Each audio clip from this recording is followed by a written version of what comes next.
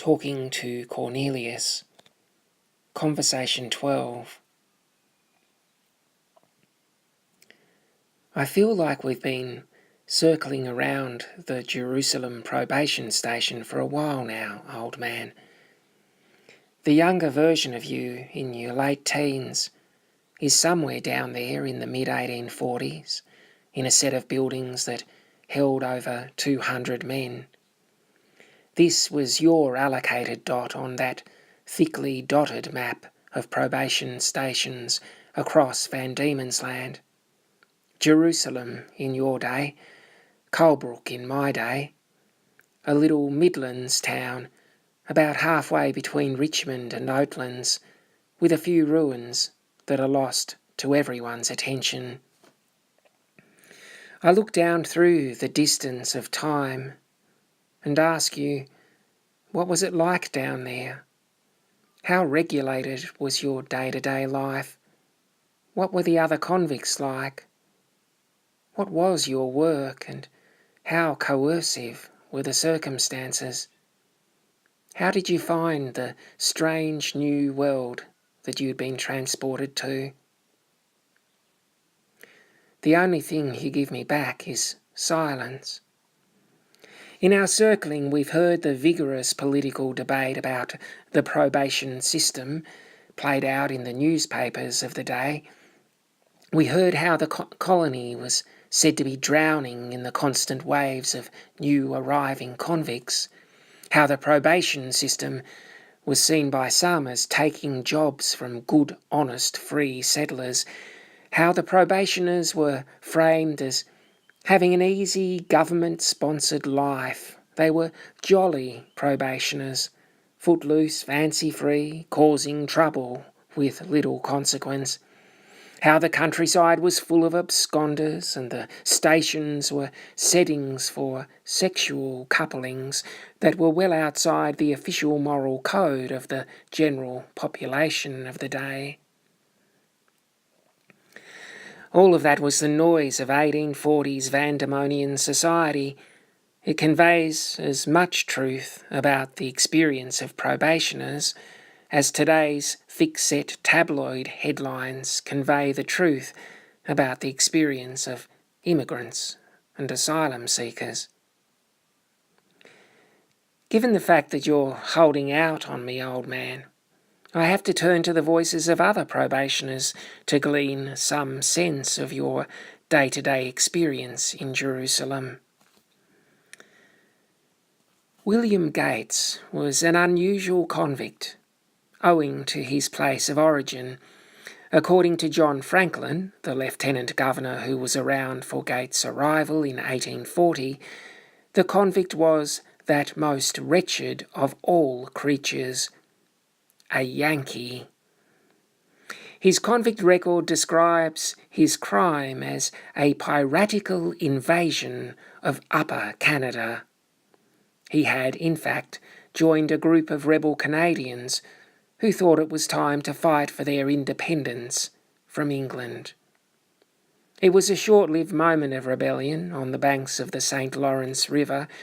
Gates was caught trying to cross the river to get supplies. The Lieutenant Governor of Upper Canada, none other than George Arthur, transported the rebels to Van Diemen's Land, that same southern outpost of empire that he had once governed with an all-controlling vigour. William Gates later recorded his experiences in his book, Recollections of Life in Van Diemen's Land. Gates' book includes a most extraordinary expression of vice-regal fat-shaming when he turns his descriptive attention to Lieutenant Governor John Franklin.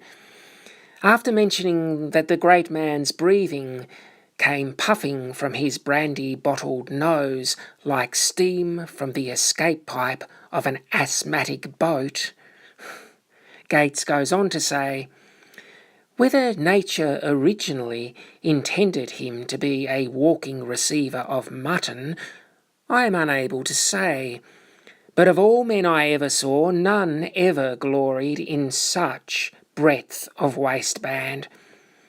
I was told he had devoured a whole sheep at a meal, and that a good-sized quarter was his usual allowance, which I have no reason to doubt. His eyes were so sunken, one could see nothing of them but the whites, especially when speaking, at which time he would look straight upward. Port Arthur has become the gravitational centre of attention when people think about the convict presence in Van Diemen's Land. But the truth is, people who live in Hobart, or really anywhere in Tasmania, constantly traverse a convict-made landscape. Every colonial-era street in Hobart was created by men in chains who spent day after day breaking rocks with the swing of picks, shoveling the endless debris into carts. It was men rather than bullock or horse teams that pushed and dragged those heavy loaded carts away. It was hard labour deliberately designed to reduce men to the status of animals. And every old street in Hobart carries the memory of it. When William Gates and his fellow rebels arrived, they were first based at Sandy Bay Probation Station. The first major work they were involved in was creating Sandy Bay Road. I remember particularly the case of Orrin W Smith, who was a single man of considerable property in the States. He had never been bred to manual labour, was small of stature and naturally of a delicate constitution. His hands were more tender than most of the others, and when he was forced to swing the heavy pick, it came sorely upon him. His hands blistered so that the skin peeled from the whole palm and inner surface of the fingers, and even between the fingers.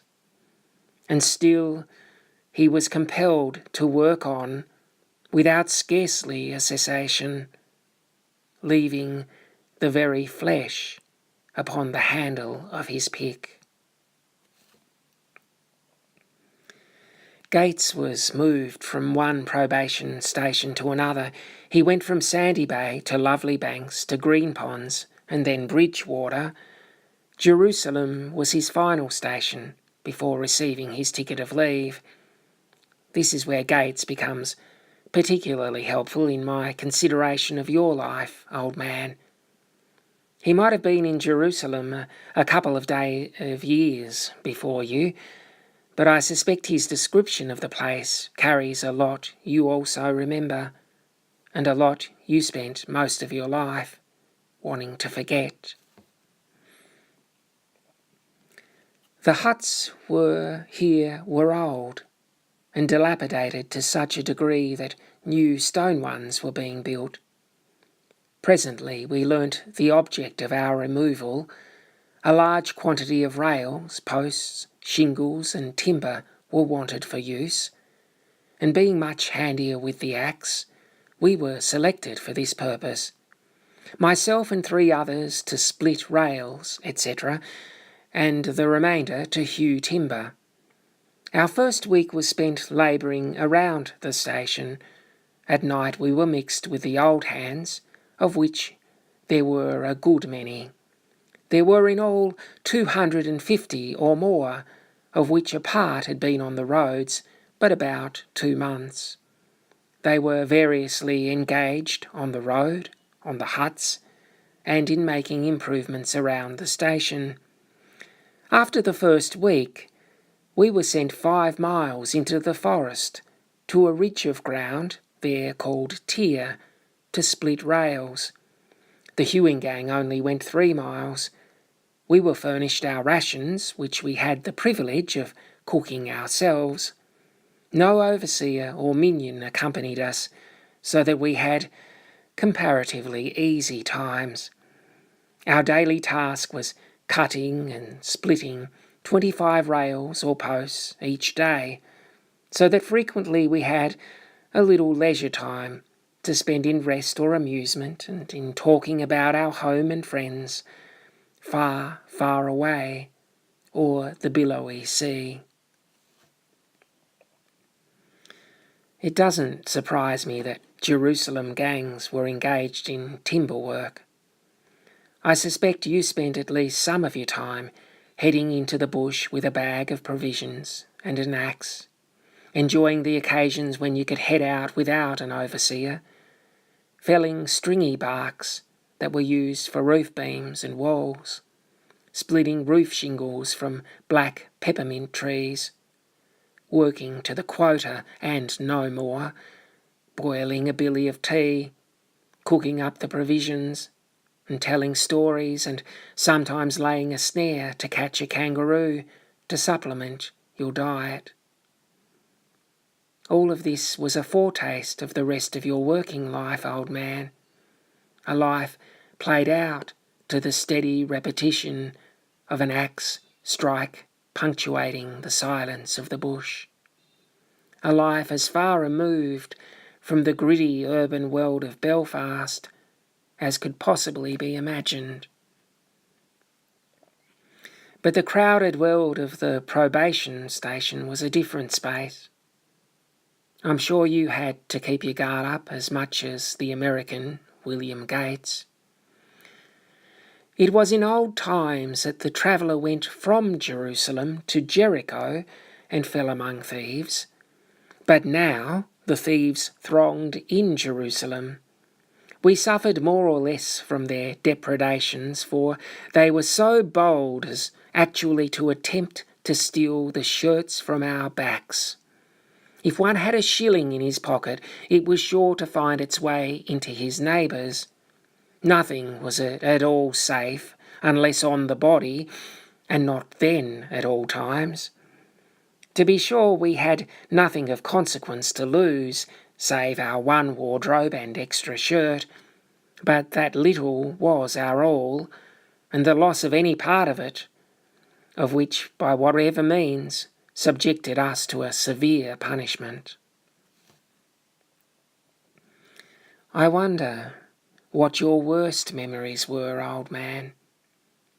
Despite the consolations of friends, the spaciousness of the bush, the moments of near freedom, there was a brutal dimension to your years in Jerusalem. According to your record, the worst you experienced yourself was 3 days in solitary for losing your waistcoat. But I'm sure you saw others suffer far worse in your time in Jerusalem.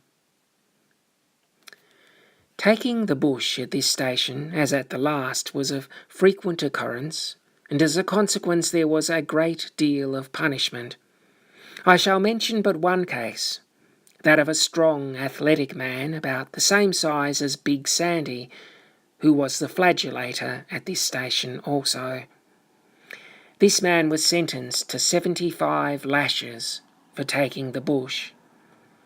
As the flagellator was tying him to the triangle, he remarked to him, "Well, Sandy, you can do your duty to me, for I have no crown nor half-crown to pay for light strokes, and if I had, I don't know as I should let you have it." This speech rather piqued the man of the cat, who was a fierce fellow to punish, and who had the reputation of being the most cruel flagellator on the whole island. Whilst the man was being stripped for punishment, I noticed he conveyed a musket ball, which he happened to have, from his pocket to his mouth. For what purpose at the moment I could scarcely imagine. It was usually the custom, particularly when the prisoner was to be severely punished, that the doctor should stand by and intimate where the strokes should fall. The flagellator seemed to gather up his energies for the task, and truly did he do the tyrant's work most effectually.